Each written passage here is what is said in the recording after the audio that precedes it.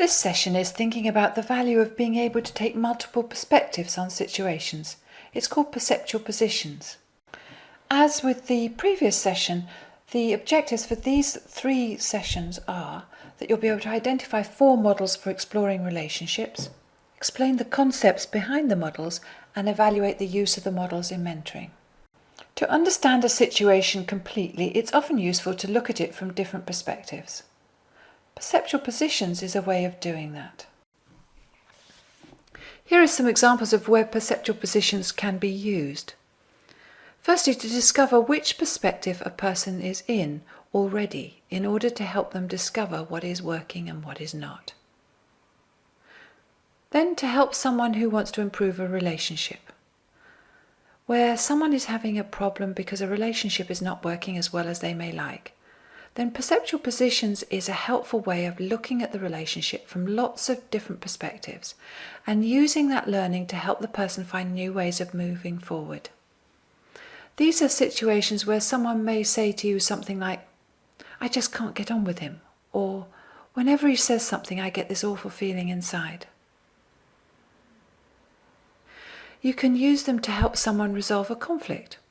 I've used perceptual positions on many occasions to help people who are in the midst of conflict. For example, where one person has been accused of bullying another, and there is a conflict about that. Using perceptual positions can help both parties think about what is going on, how they would like to move forward, and what action each individual is going to take. You can use perceptual positions to help someone plan and prepare for a meeting or discussion. And you can use it to help someone plan and prepare for a negotiation. In both of these situations, when you're planning and preparing, it can be enlightening to look at the meeting, discussion, or negotiation from the perspectives of everyone involved. It can help to preempt problems and decide the best tactics to get a win-win from the situation.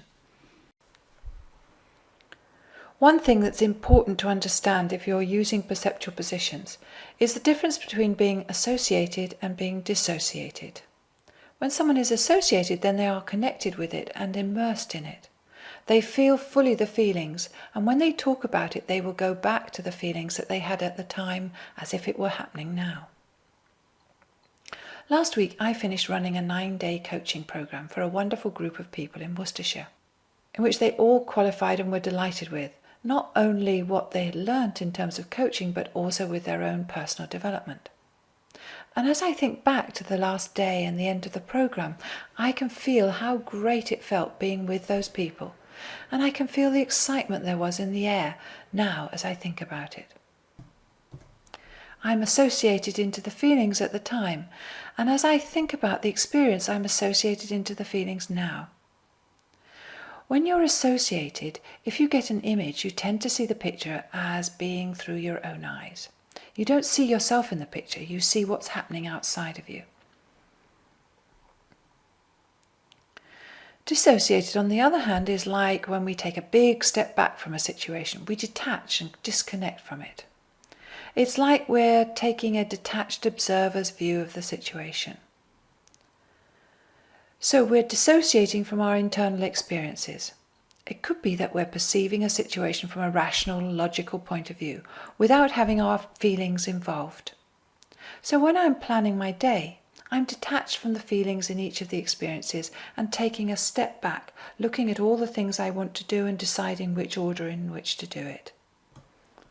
Association or dissociation is an important aspect of the 3 perceptual positions, as you'll find out in a moment. So briefly, there are 3 perceptual positions. The first one being your own model of the world, your own view of the situation. This position is key to personal mastery. The second position is understanding the situation from the other person's model of the world or point of view. This position is key to being empathetic with someone else or being able to get into rapport with someone. And the third position is a dissociated view, seeing the situation as an independent observer. And this position is key to reasoning and logic. So first position.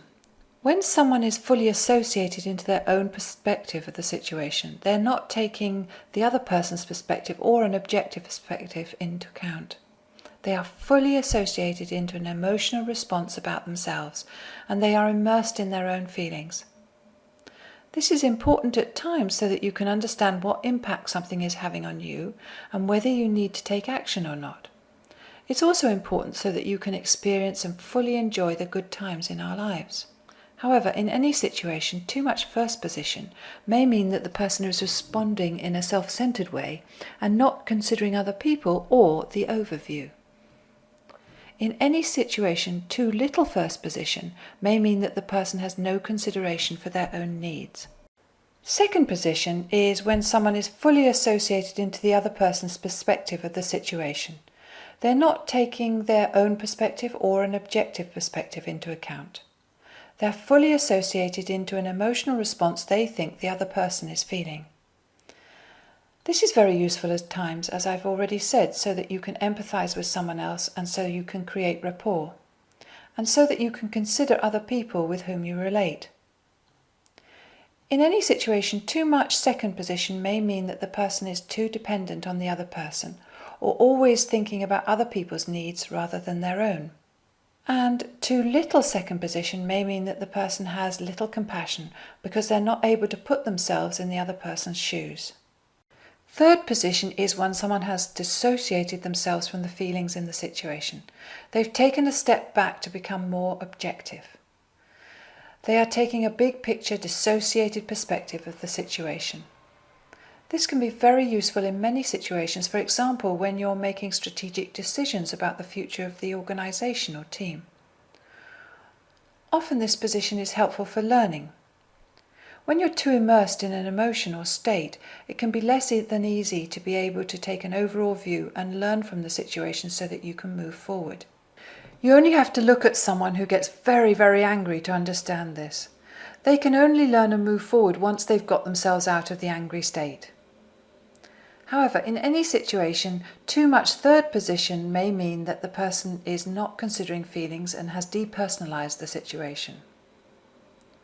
Or too little third position may mean that the person has no objectivity. As you can imagine, the ability to shift between the three perceptual positions does enable you to get the most learning and understanding, and thereby find more win-win ways to progress. There is an NLP technique based on perceptual positions that is very helpful in any areas that clients might bring to you that are to do with relationships. Ask the client to choose places in the room for each of the three perspectives. Ask the client to stand in first position and describe the problem from their own perspective. Ensure the person stays fully associated into their own perspective and ask powerful questions as appropriate to help the client explore this situation. When they've explored first position, ask the client to stand in second position and imagine the situation from the other person's point of view. Ask them to be fully associated as the other person, to stand and talk like them, to put themselves fully into the other person's shoes, and to then describe the situation from that perspective. Ensure that the person stays fully associated with this perspective. One way of being able to do that is to ask them to assume they are the other person when they're talking.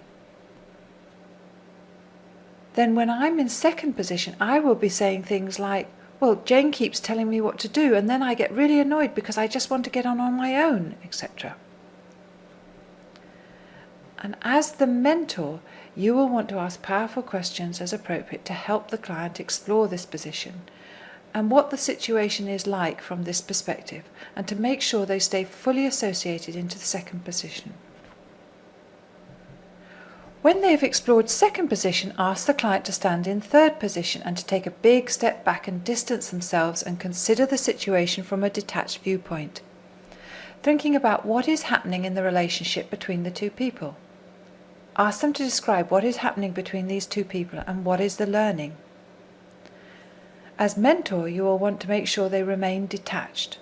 So if you find them going back into first or second position and getting associated in feelings, remind them about taking a big step back from the situation, looking at it from a long way away, and sometimes it works well to literally get them to step further away from the other two positions.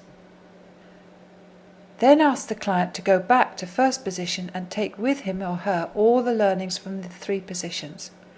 Ask what they're going to do differently and what options are going to choose as a result of their learnings. And if they want to, they can repeat these positions again if needed until they're happy that they have a way forward. Here's an exercise for you to do to discover more about perceptual positions.